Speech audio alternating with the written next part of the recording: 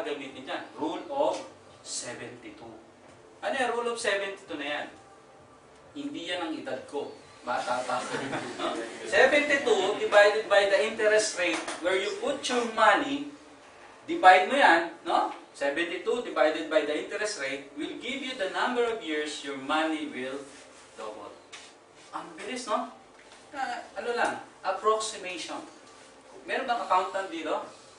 Di ba? Pag may kakalculating mo, future value, present value, di ba? Pwede yan, gamitin mo sa engineering economics, tinuro sa amin yan. Mechanical engineer ako no? Kasama yan sa subject, kakalculating mo. Pero, may mas mabilis pala.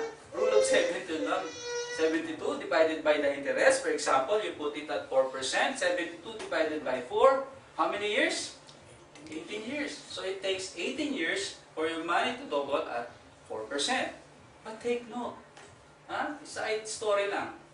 In the Philippines, the interest for savings account is 0.5%. Less 20% withholding tax. So consider na natin 0.5.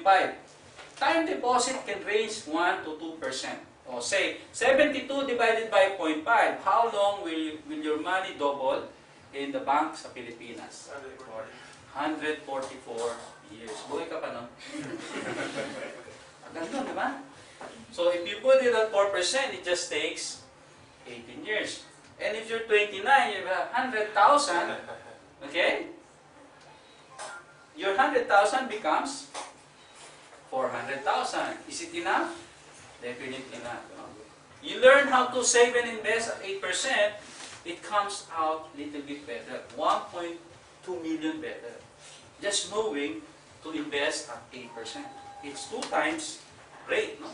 If you learn how to invest better, 6 years na lang.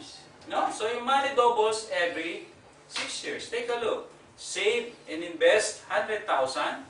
It turns to how much? What's the difference between 6.4 and 400,000? 6 million. Actually, that's the cost of financial illiteracy. The 6 million is not knowing where to invest properly will cost you more than 6 million pesos. And Feli mentioned earlier, it costs us several 100 millions, not knowing where to save and invest. I told you, one night, 250,000. Had we invested that in 1994, at 20% rate of return, wow. And we did not just have 240,000 at the time. So, this is the cost of financial illiteracy, 6 million. Alright? This is 4 times. And this is 16 times. Wow. Paki-answer yung phone. Chacha yan Okay. So, reality check tayo ulit. Let's have a reality check. Where do most people put their money?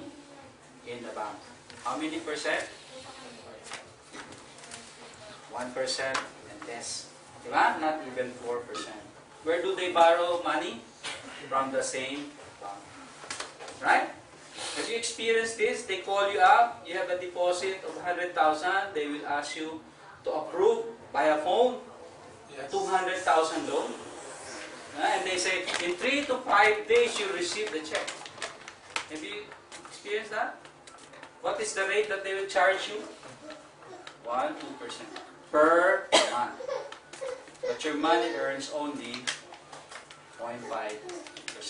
That's how financially ignorant people are. And they jump. Oh, yan to ayos to Pinautang tayo ng bangko, not knowing na yung 100,000 sa 200,000 is his own money that earns only 0.5.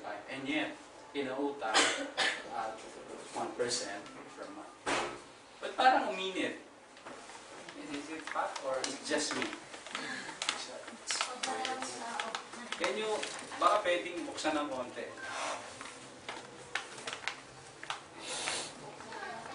Okay? So, yeah, I think that's a little bit better.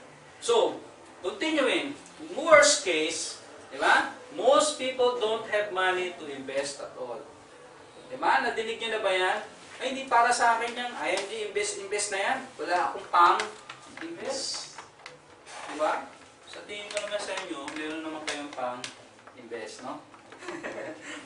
Well, kung wala, I can tell you how to get out of that situation by following pay yourself first.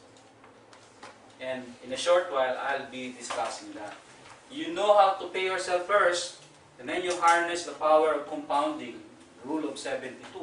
You're on your way towards building your financial freedom or achieving your financial goals. So what is that pay yourself first? Ano ba yan? That's where do we squeeze the money to invest. Pay yourself first. Can you read this together? Problem. Most people want to save but don't know how. Most people don't know how to spend. Really? Yes. True? Wala bang, ouch! Ako yan. So this is the current situation, no? Because most people use this formula. Income minus expenses. Sasabihin niyan, matira, isi-save ko. May natira? Wala. No? Hindi, sa susunod, pag na-promote na ako senior engineer, tataas income ko eh. Magkaka-savings na ako. Ito ba si expense? Mas mataas pa sa income. So wala pa rin saving. Pag naging manager na ako, talaga na, sigurado ko na yan. Magsisave and invest na ako. Meron ba? Wala pa rin. Because this is a wrong formula. If this is your budget, you continue to save nothing. No? The lifestyle goes beyond your income. And therefore, you have debts, poverty. This has to be changed. We need to make sure we give 10% to the Lord. Amen? And then 20% for our future. That's how to manage it. 10-20 rule. 10 as minimum. 10 as minimum. You can grow it. In our case, Feli and I have been faithful in our tithes. We are giving more than 10%.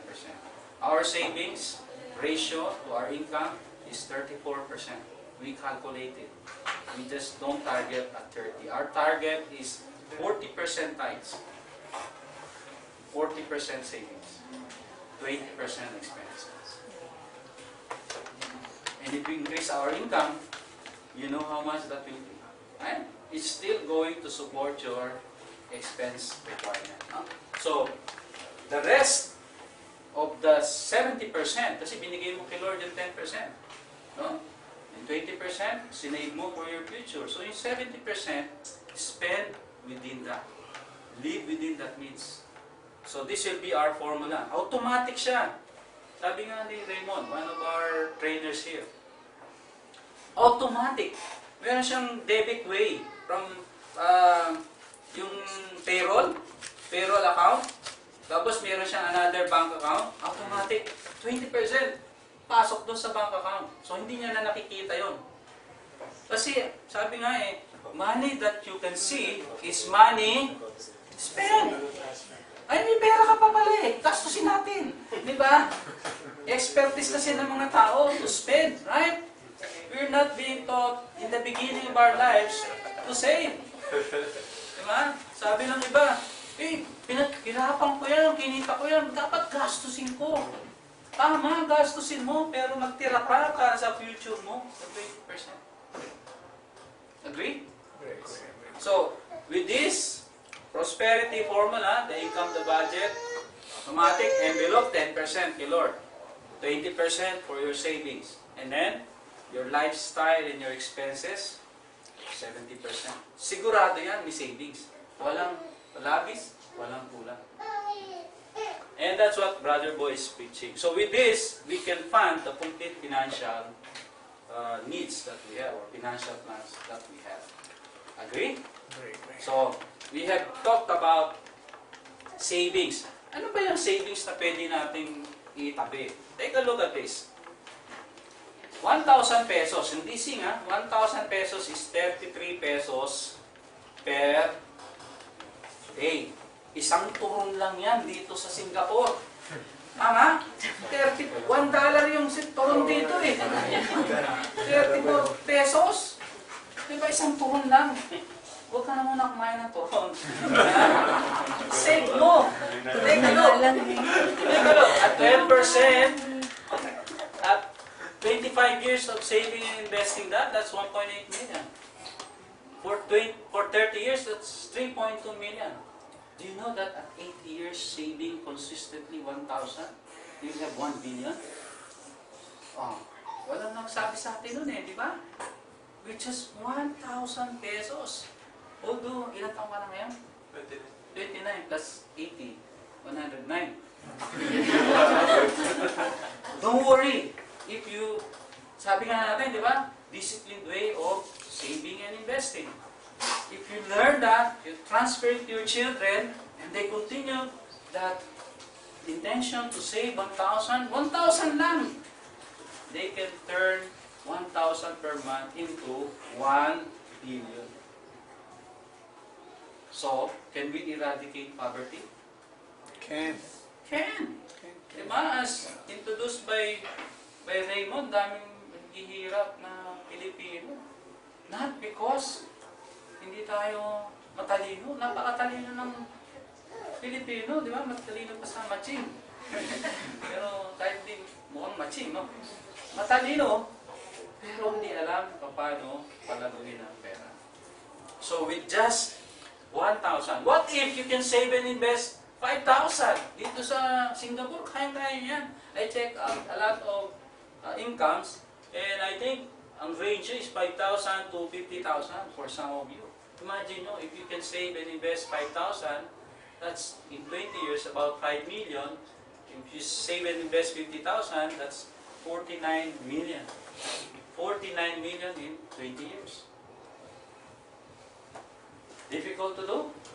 No. You just have to know, literacy umpisa. You just have to know, saan yung 12% na hindi ka ma-scam? The second thing you need to know is discipline.